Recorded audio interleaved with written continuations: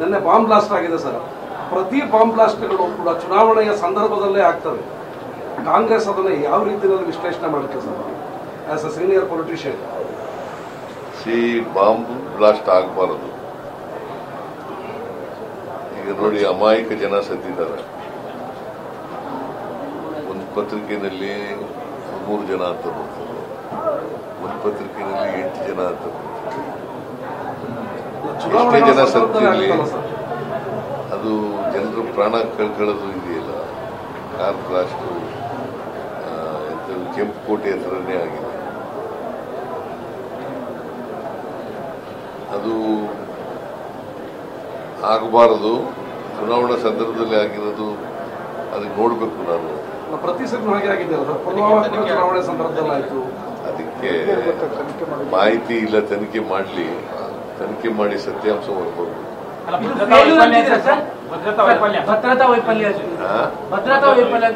ಇಲ್ಲ, ನಾನು ಇನ್ನೂ ಅದ್ರ ಬಗ್ಗೆ ತನಿಖೆ ಮಾಡಿಸ್ಬೇಕು. ಮಾಹಿತಿ ಎಲ್ಲ ಘಟನೆ ಆಗಿದೆ ಕೆಂಪುಕೋಟೆ ಹತ್ರ. ಮತ್ತೆ ಉಪರಾಷ್ಟ್ರಪತಿಗಳ ಮನೆಯಿಂದ 13 ಕಿಲೋಮೀಟರ್ ದೂರದಲ್ಲಿ ಆಗಿರುವಂತಹ ಘಟನೆ ಸರ್. ಹೌದಪ್ಪ, ಕೆಂಪುಕೋಟೆ ಇರೋದೇ ಅಲ್ಲಿ ಅಲ್ವಾ.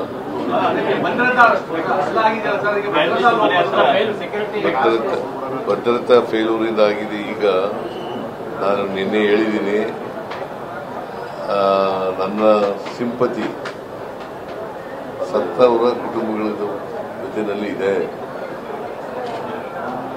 ಅಂತ ಹೇಳಿದ್ದೀನಿ. ಈಗ ಸದ್ಯಕ್ಕೆ ಇಷ್ಟೇ ಹೇಳೋದು.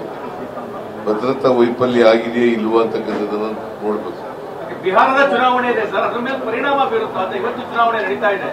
ಇವತ್ತು ಚುನಾವಣೆ ನಡೀತಾ ಇದೆಯಲ್ಲ, ಅದೇ ಅದ್ರ ಮೇಲೆ ಪರಿಣಾಮ ಬೀರುತ್ತಾ ಇಂಥ ಘಟನೆಗಳು ಅಂತ. ಹಿಂದಿನ ಇದರಲ್ಲಿ ಈ ತರ ಪರಿಣಾಮ ಬೀರಿತ್ತು ಅಂತ ಘಟನೆಗಳು ಬೀರೋ ಸಾಧ್ಯತೆ ಇದೆ.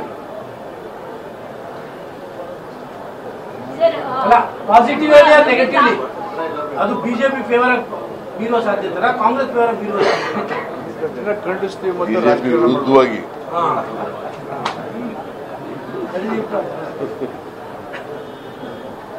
ಸರ್, ಈಗ ಭಾರತ ಹಿಂದೂ ರಾಷ್ಟ್ರ ಅಂತ ಹೇಳ್ತಾ ಇದ್ದಾರೆ. ಹಿಂದೂ ರಾಷ್ಟ್ರ ಆಗ ಸಾಧ್ಯತೆ ಇದೆಯಾ ಅಂತ? ಈಗ ಭಾರತ ಹಿಂದೂ ರಾಷ್ಟ್ರ ಅಂತ ಹೇಳ್ತಾ ಇದ್ದಾರೆ ಮೋಹನ್ ಭಾಗವತ್. ಇದು ಮೊದಲಿಂದ ಜನಸಂಘದಿಂದ RSSನವರಿಂದ ಮೊದಲಿಂದ ಹೇಳ್ತಾ ಇದ್ದಾರೆ ಹಿಂದೂ ರಾಷ್ಟ್ರ ಮಾಡಬೇಕು ಅಂತೇಳಿ. It is not possible. ನಮ್ಮ ದೇಶ ಬಹುತ್ವ ಇರ್ತಕ್ಕಂಥ ದೇಶ, ಬಹುತ್ವ ದೇಶ. ಇಲ್ಲಿ ಎಲ್ಲ ಧರ್ಮಗಳಿದ್ದಾವೆ, ಜಾತಿಯವರಿದ್ದಾರೆ, ಎಲ್ಲ ಸಂಸ್ಕೃತಿಗಳಿದ್ದಾವೆ, ಎಲ್ಲ ಭಾಷೆಗಳಿದ್ದಾವೆ. ಅದರಿಂದ ಬಹುತ್ವ ಇದು ನಮ್ದು ಪ್ಲೂರಲ್ ಸೊಸೈಟಿ, ಒಂದೇ ತರ ಇಲ್ಲ. ಅದರಿಂದ ಎಲ್ಲರನ್ನೂ ಒಳಗೊಳ್ತಕ್ಕಂಥ ದೇಶ ಇರೋದ್ರಿಂದ ನಾವು ಅದಕ್ಕೆ ಬಹುತ್ವ ದೇಶ ಅಂತ ಕರಿತೀವಿ.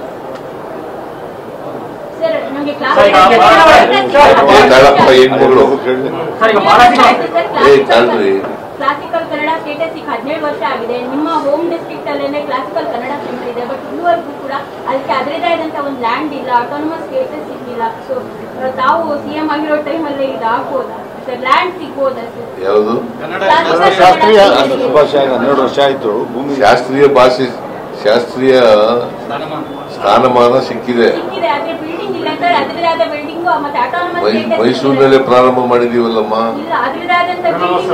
ಆದ್ರೆ ಕೇಂದ್ರ ಸರ್ಕಾರ ಬೇರೆ ಹಿಂದಿ ತಮಿಳಿಗೆ ಕೊಟ್ಟಷ್ಟು ಅದಕ್ಕೆ ಕೊಡ್ತಾ ಇರ್ತಕ್ಕಂಥದ್ದು ನಮ್ಮ ರಾಜ್ಯಕ್ಕೆ ಸಿಕ್ಕಿಲ್ಲ.